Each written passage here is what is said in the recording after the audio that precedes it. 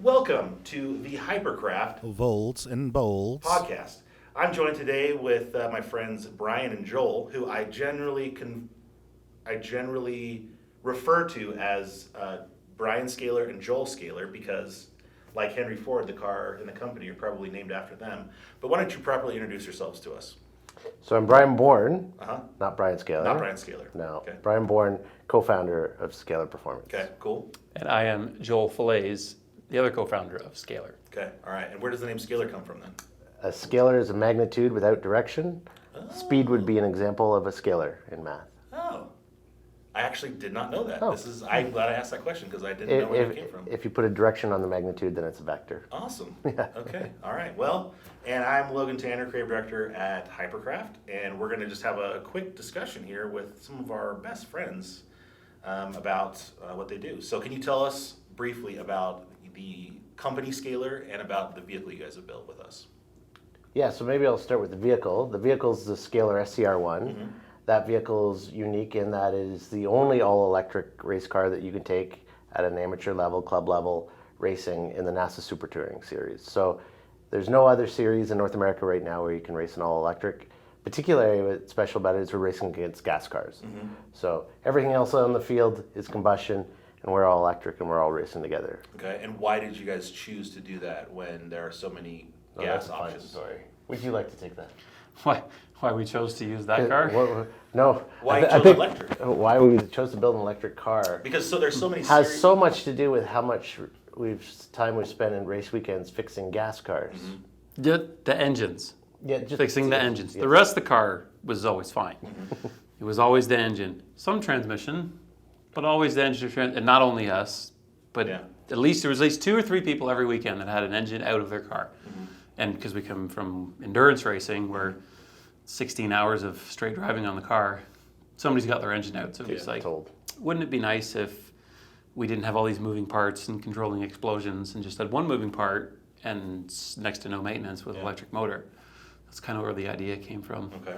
And did you have any experience with EVs or electric vehicles or building an electric vehicle prior to? I've got a lot of SCR1? experience working on hybrids from the OEM repairs side, but that's about the extent of my high voltage knowledge. Okay. And mine's purely from a driver perspective on the electric side. And let's just say I don't own an electric street car, and it's not because I don't like the performance aspects of electric, and it's not because I don't have the budget.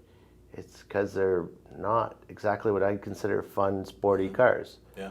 And so that's what we head out to do, is build a fun, sporty race car. Yeah. Take advantage of all the benefits of electric, make it really low maintenance, get all the performance we wanted, and without all the, what we call nannies, all the driver assist that interferes. We wanted something that was a purest, raw, race car.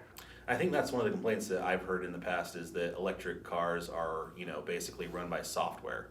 Soulless. Yes, soulless, because the computers and the gyroscopes and whatever things are basically making it go fast and lock up, not lock up, but hook up with the road when they're driving.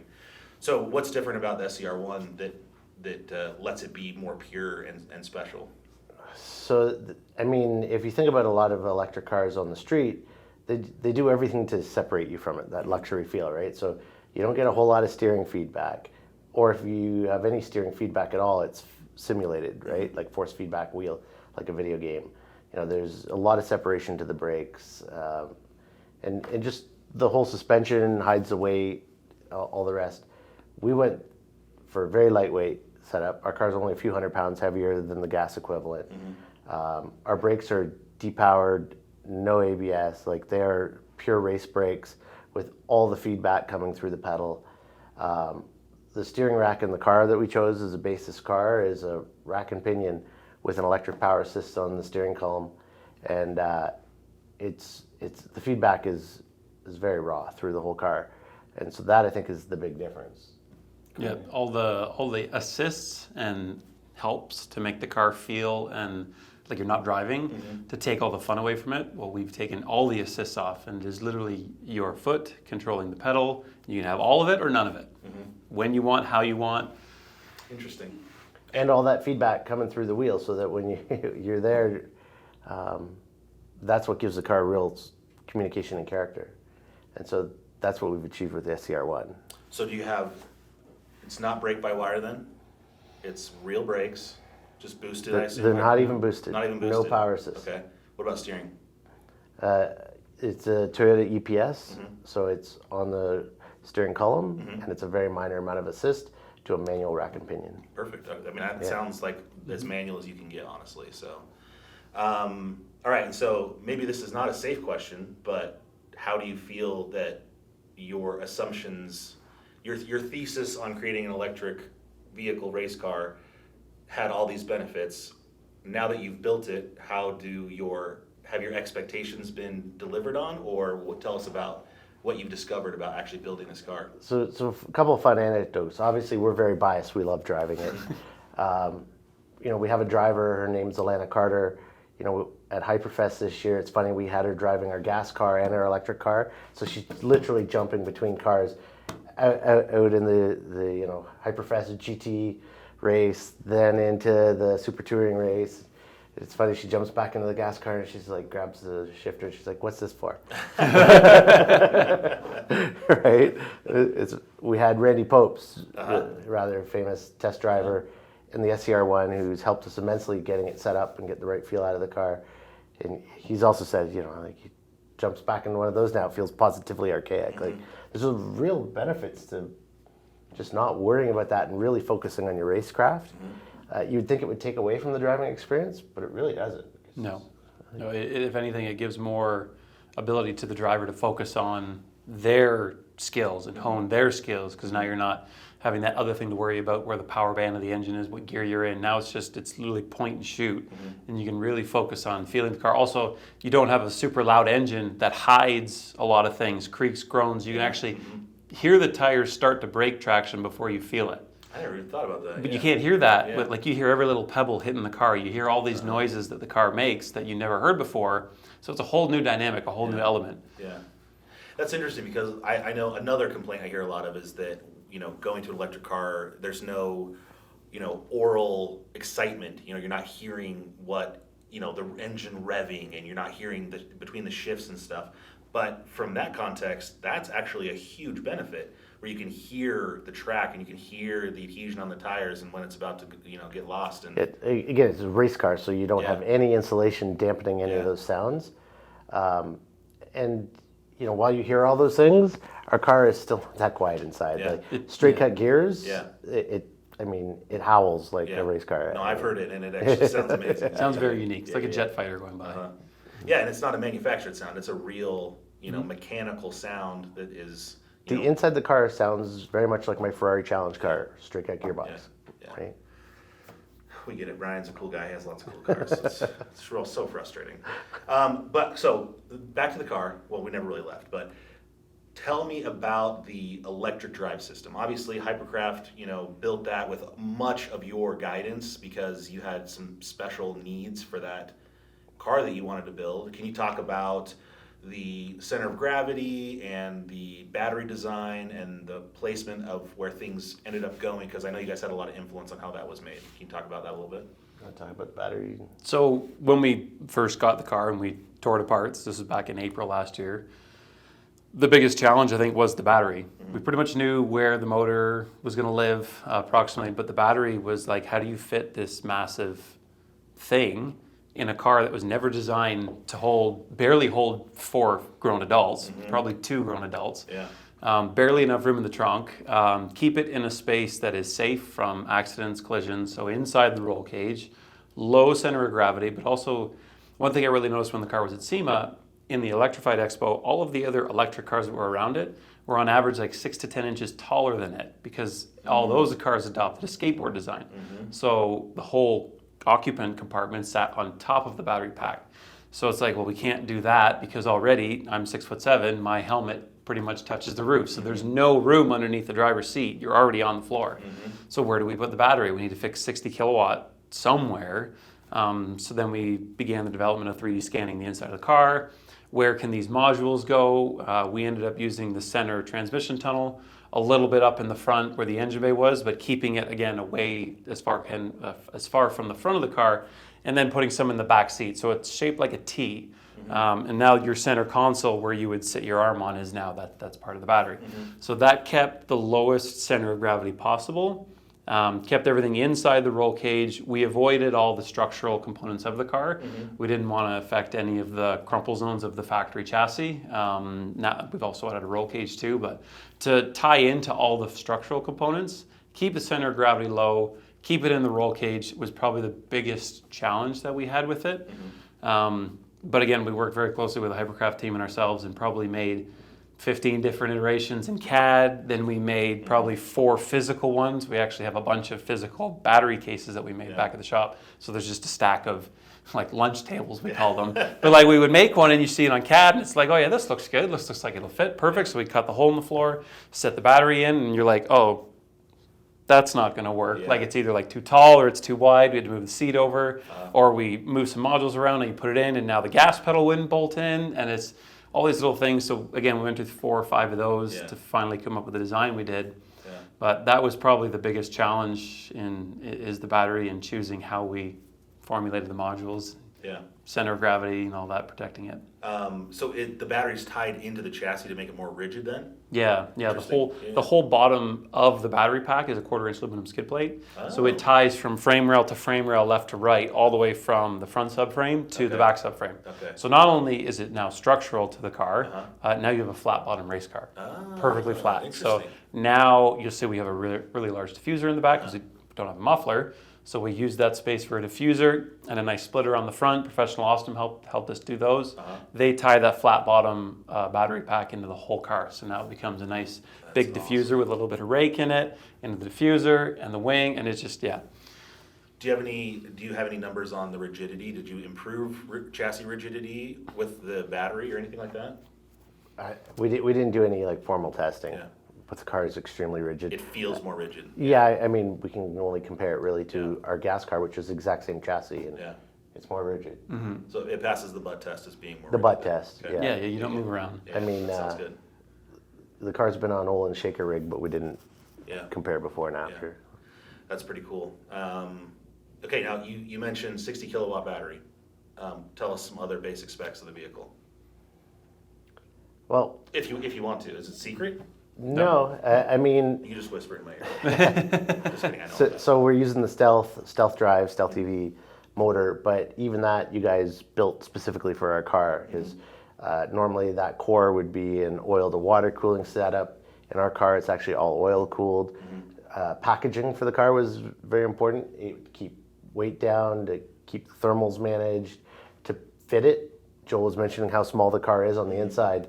Everything needed to fit. So it's quite a clever single-speed gearbox that was engineered for it, and the motor mounts directly over the rear subframe and drives the rear wheels, just as it would have in the original car as far as a rear-wheel drive configuration. But all that packaging and the battery design, I like to say the car has the exact same overall weight and corner weight, not accidentally, as a Porsche GT4. Nice. So what's the weight distribution then? So that's a 45% front, 55% rear weight distribution, and that is exactly actually opposite what the car would have come factory. Like a GR86 is 55 front, 45 rear. So having the 55 in the rear now means that car really brakes extremely well. And then what's further interesting about that is we can bias the front rear brake with regen. Oh. Okay. So we, rather than the knob, we do have right now, during development, still the manual kind of proportioning valve that would be common in a race car. But we don't use it. It's actually wide open, and then we do all the balancing with regen. It's actually, it gives us a lot of granularity, and of course, we get regen. So you're running manual brakes, but also regen. So you're able to have the benefits of the regenerative braking without the downside of so we've got big mechanicals, brake pedal, but because we have even more weight in the rear, we can get an immense amount of braking from the rear of that car. Normally when you brake into a corner hard, the car tips down on the nose, and then the back gets light, and then you don't have that much traction coming from those rear tires. But with all the weight in the back, that car stays really level going into the corners, and now you have 4 points of contact all clawing at the ground. The car really stops. Amazing. That's awesome. Yeah. Whew. I don't know about you guys, but I am parched from the excitement. So I know for real though, like I'm being silly, but like when talking to you guys, like racing, engineering, like and you mentioned about the packaging in the car because there's limited space. You actually made it look really good. Like the interior, the way that it's all laid out when we take that car to shows or when we're with you guys and people are looking at it, it's like you look in there and you are impressed by what you see. It's not some Frankenstein form followed function, and it has form. It's actually really beautiful, and you can see all the components, you can see where they live and how they work and how they interconnect, and that battery hump running through the middle that kind of ties everything together. Almost nobody knows that that's a battery until we Exactly. tell them. They just think it's how the car came. Yeah, exactly. And that's what's so cool about that is it looks like it was built that way. It came from the factory that way, and it did. It came from the Scalar factory that way. Yeah. So, Well, There you go. yeah. you're not wrong. Yeah, yeah. I mean, our goal is to be able to sell this to people as a turnkey race car. Yeah. That they can just buy, go race, plug in, go race, plug in, Yeah, change tires and brakes. yeah. And wouldn't it be great if we had race cars that we could just focus on those consumables? I know, right? Yeah. Imagine going racing and racing. Yeah. and not working on the car all the time, right? That's been the funny joke that we say is Yeah. to other racers. Yeah, imagine going to a race weekend and actually racing. Yeah. And so how have other racers reacted to this car? Because they're obviously competing against it. What's been their feedback? Or Yeah, it's amazing having it at the racetrack, and then you always get the naysayers. Oh, you never get that around the track, or it's going to be too heavy. Or we're like, no, we just came back from qualifying, and we were like 16 out of 60 cars or whatever. Like, we're getting there. This isn't theoretical. Yeah. Like this car is out there racing. yeah, And so that usually deletes the naysayers. If they're uninterested, they keep walking. Of course, you get your handful of haters, but surprised by how few they are. yeah, And you have the odd guy come by who's like, "This isn't for me, but it's really pretty cool." yeah. And I'm like, "It's only not for you because you haven't tried driving it yet." Right? Yeah.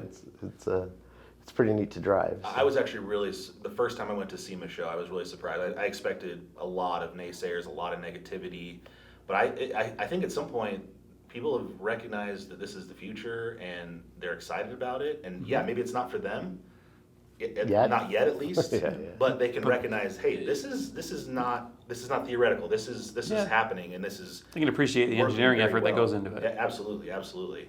And like you said, they haven't experienced it, and when they do, that's when minds change because it's like nothing you've ever felt before. So. Or they say like, if they've ever been in a Plaid or a Lucid or one of these like mind-numbing fast, because it doesn't seem to make sense that you can get a human body from 0 to 60 miles an hour in 2-something seconds. Yeah. But they think it's just straight line, and our car's been engineered for the opposite. Yeah. Right. Yeah. It's actually not that, like it's not slow in a straight line, but it's not any faster than any of its gas equivalents. It's really good around the track. Yeah, that's awesome. Yeah. All right, so we kind of hinted at the idea of the future. It's coming, electrification's coming. So talk to us about what your thoughts are on the electrified future. Obviously where Scalar's going, what that's going to look like for the race industry. Where do you see electrification and EVs going as a whole? So I think with the whole electrification thing, it's one thing that we discussed when we first started this business is the unknown unknowns. Yeah. Those are the things you can't predict. You don't know what that's going to do to your business. And of those unknown unknowns, as we've gotten into this, we've learned so many cool things that you can do with electric that you could never imagine doing with a gas car. Like just the inconvenience having one central power plant and you have to distribute that to all the wheels. Where, for example, in electric, you could have 4 different propulsion units not connected. You could have 4 propulsion units that are connected with different gear ratios that apply different mechanical advantages to different axles. You can have multiple speeds on one axle versus the other. You can have motors in the front, motors in the back, also both at different, Spin them in opposite directions, just do a big burnout? Yeah, you could. The fronts and the backs go the opposite way. Like it's just things like that. You want the power turned down, so another attractive feature in our car is you can use it as a teaching tool.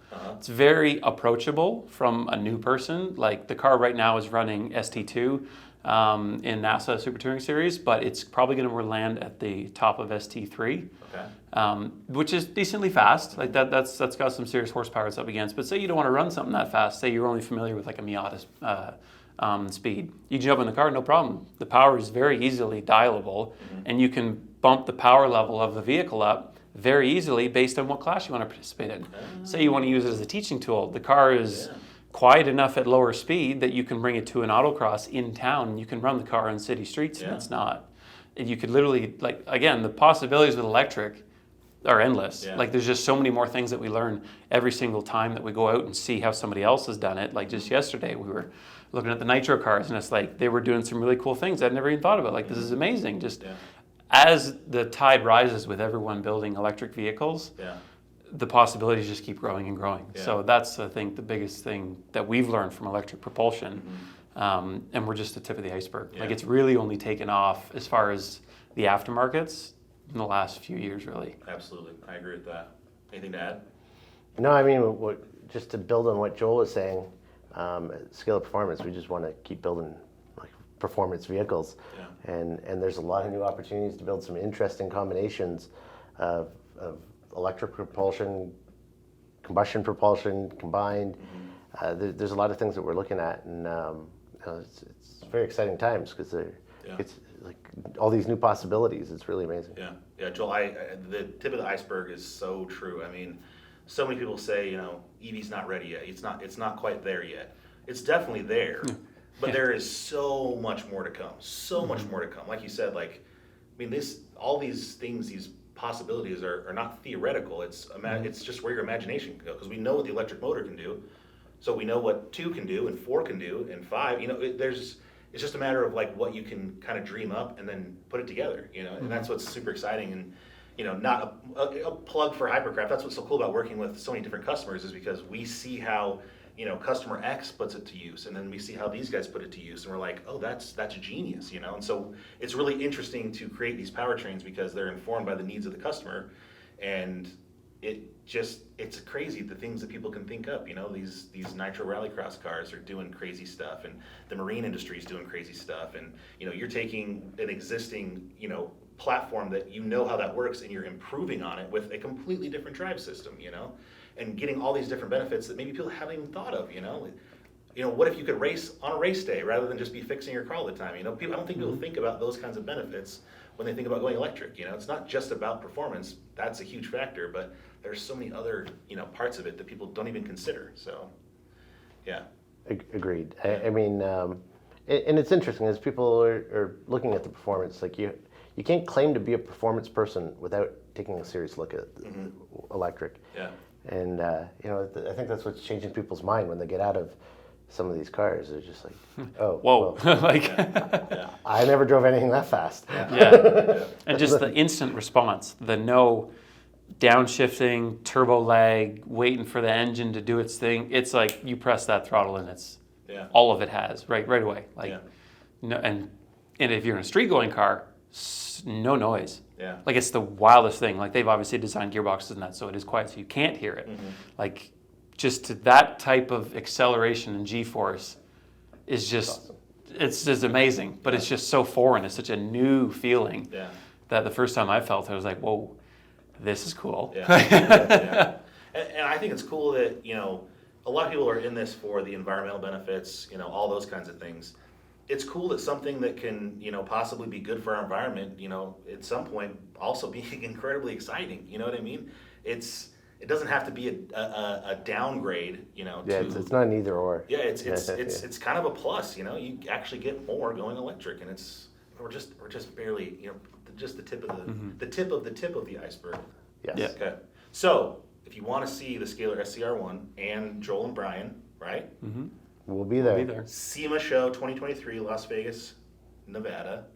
I'm not pausing because I couldn't remember Nevada. I just was thinking about other things coming. I caught that. That's going to be October 31st to November 4th. Yeah. So I get to miss Halloween with my kids again. It's going to be awesome. They'll get over it. But But I would not miss being with you guys for anything. So we're kind of like having kids. I know. We're actual children. It's like children raising children, though. Or it's Lord of the Flies.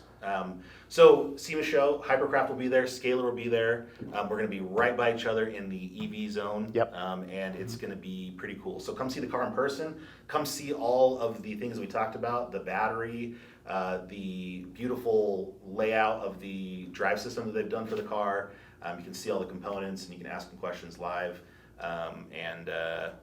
If you need to talk to them directly and purchase 700 Scalar SCR1s, you can contact them at ScalarPerformance.com. Duh, that's what it always is. ScalarPerformance.com. And if you need to know more about us, HypercraftUSA.com. If there's nothing else, any questions from the audience? You with the hair? No? Okay. No? No, Good? we're Oh, just scratching your head? Yeah, Okay. good. All right. Well, that brings us to the end of our episode with Scalar Performance. Brian and Joel, thanks for hanging out with us. Thanks for taking the time to shoot, because I know you guys are doing all sorts of stuff. So we appreciate you telling the story, and hope to talk to you again in a future episode. Awesome. Sounds good. Thanks, All right. Logan. Thanks, Thanks. guys. Have a good one.